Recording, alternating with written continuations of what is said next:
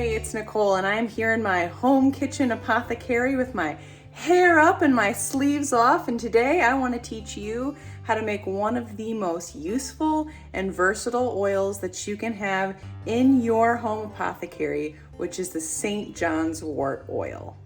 And I'm really excited today because my 1 pound of fresh St. John's Wort arrived today from Pacific Botanicals, and it is absolutely gorgeous, and it is ready to make that oil. You see that red splotchy stuff on my finger? That's the hypericin, which is the thing that's going to make our oil red and the chemical component that we want to extract to make our very precious oil, which we can turn into salves or just keep as an oil. And I am so happy. I haven't seen this in 2 years since I moved to California. So this is like reuniting with an old friend for me, and my heart is very full. We want to focus our attention on the flowering tops of the plant, so the opened blossoms and the unopened buds, because they contain the highest concentration of hypericin. However, the stems and the leaves also include it as well. So if you're someone like me who believes that plants have grown their whole lives to be used and loved and you don't want to waste anything, we can use the whole plant to make this oil. If you're just using the flowering heads, you can pluck them off and put them into a jar, which will fill with oil later. Or if you want to use all of the flowers and the leaves, you can take the stem and grip it firmly, pull down, which then strips all of the leaves from it, leaving you a nice bare stem. That will help you to reduce some of the waste.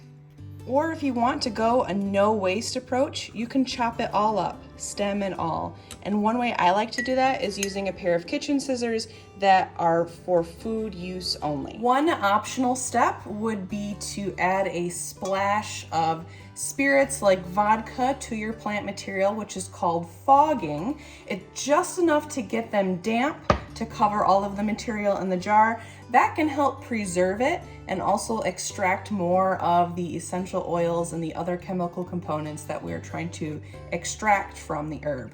But if you're working with fresh plant material, this step isn't always necessary. I'm now going to take my jar of very slightly fogged St. John's Wort. I filled it almost to the top and packed it in there pretty densely. I'm going to take some extra virgin olive oil and I'm going to pour it in until it goes over the top of the herbs. So right about there. If I want to at this point, I can add more plant material and keep topping this off just till it covers the herb, or I can leave it as it is. It's usually better to fill the jar about as full as you can get it without it spilling. That way you have less air in there, which could spoil your herb or spoil your batch of oil. So I'm actually going to pause and fill it up a little bit more. So I had a little bit more herbs to work with, so I filled my jar up almost to the top. But if you don't have any more herbs, that's okay. Just fill the jar as full as you can and work with what you have. And now I've taken a very small piece of plastic wrap here, pressed it down on top of my jar. This will help give me a nice airtight seal.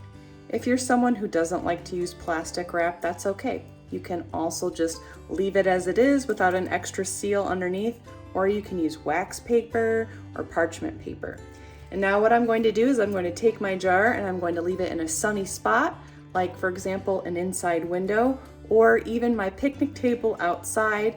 And if I do leave it outside, I like to bring it in at night, just in case, for a minimum of 2 weeks. 4 weeks is probably better, and I'm going to be shaking it very gently every other day or so, and soon you'll start to see a really nice, dense red color coming out in your oil. At that point, you can strain it, bottle it, and store it in a cool, dry place, and use it on cuts, scrapes, burns, sunburns, which is my favorite thing to use it for in the summer, and even muscle and nerve pain. I hope you've enjoyed this tutorial on how to make St. John's Wort oil, and I hope you get a chance to make some of your own.